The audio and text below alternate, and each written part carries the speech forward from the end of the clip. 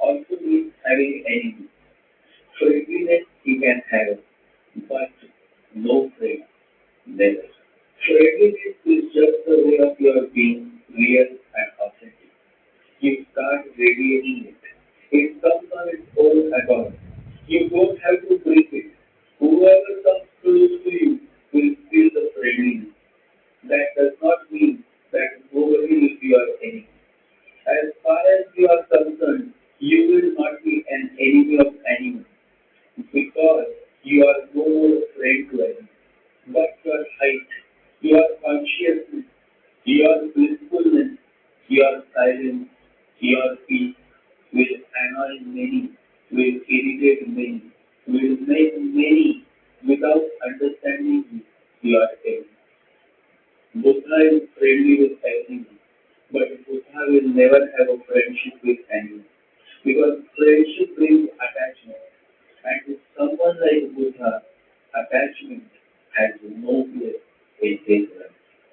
But Saturn 11 is all about being attached to friends, having friendships. Saturn's nature is to hold on, to cling, to remain attached. And so Saturn 11 brings intense attachment to friends. And the native wants to make friends, but with a very cautious approach. But once the bond of friendship is made, that they literally stick and remain loyal friends. To have a girlfriend who has Saturn 11 is a good thing because she will not cheat you and will not abandon you. The same is the case with a boyfriend who has Saturn 11.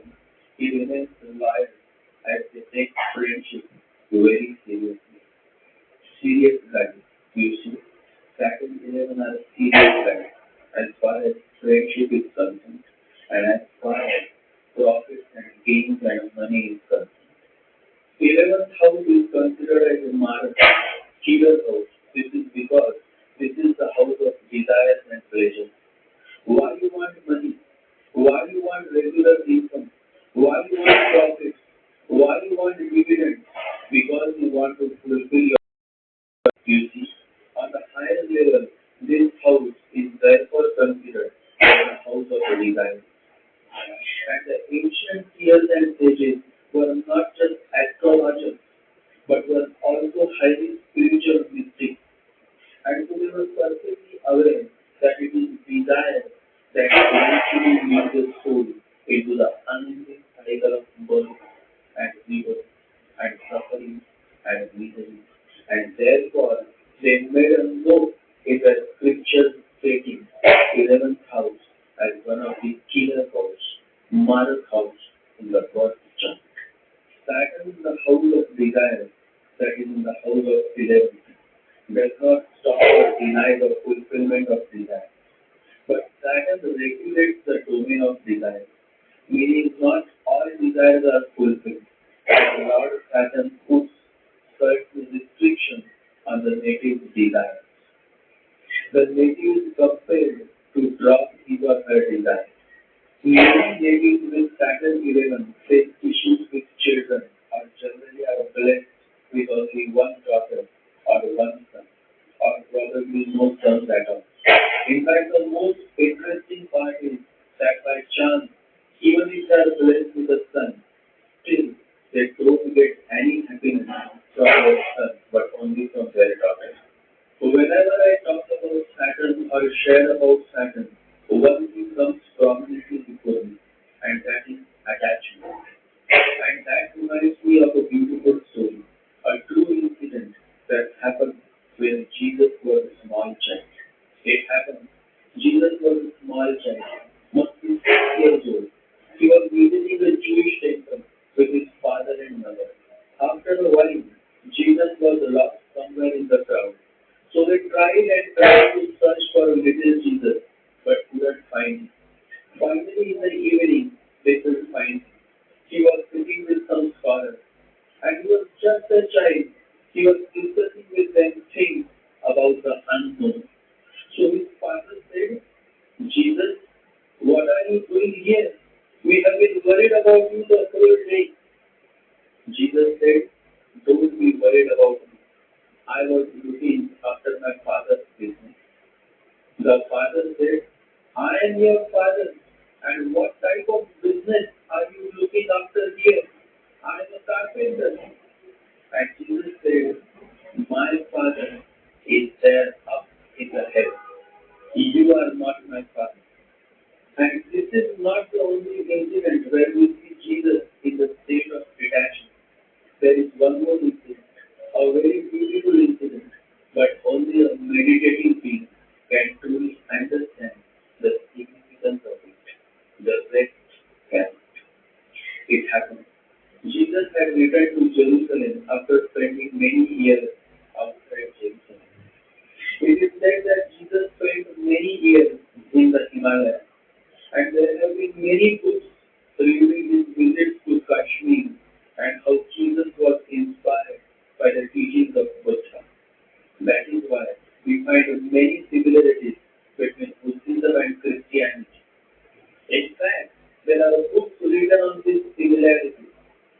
So Jesus had arrived at Jerusalem as an enlightened man, a man of many miracles, and many people had started following Jesus.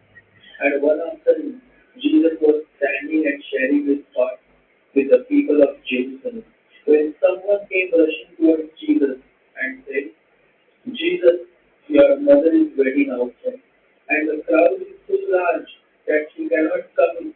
She wants to see you. Jesus said, no one is my mother. Tell that woman, no one is my mother. Now this may sound rude and hard to your ears, but Jesus cannot be rude and cannot be hard. But sometimes the truth is rude, the truth is hard. And Jesus cannot lie. He is right. No one is my mother. Always remember. And I specifically say this to only those few of my genuine followers and listeners who have a certain depth of understanding. Always remember. Spiritualism begins only when you come out of the womb of your mother and father. Until you remain mother and father, you cannot come to the master. You cannot surrender to the master. Jesus puts this very clearly and bluntly because the real master is always blunt. He has nothing to hide and there is absolutely no agenda.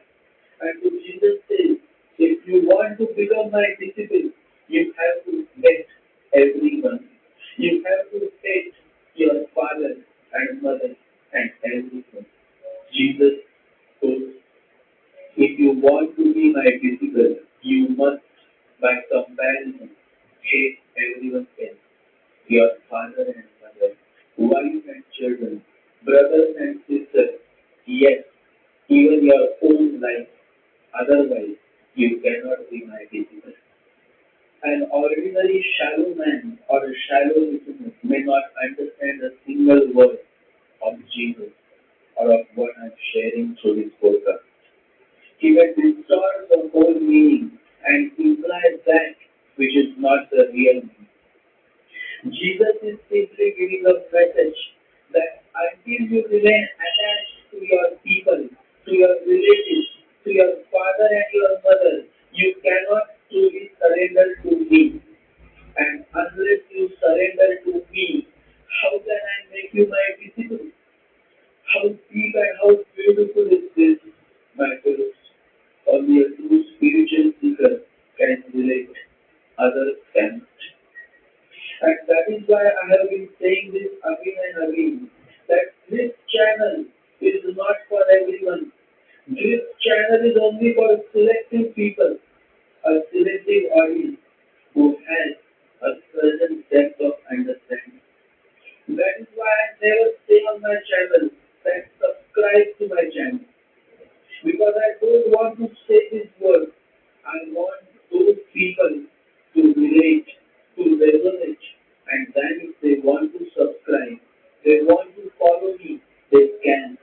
There is no compulsion because there is no agenda to my sharing.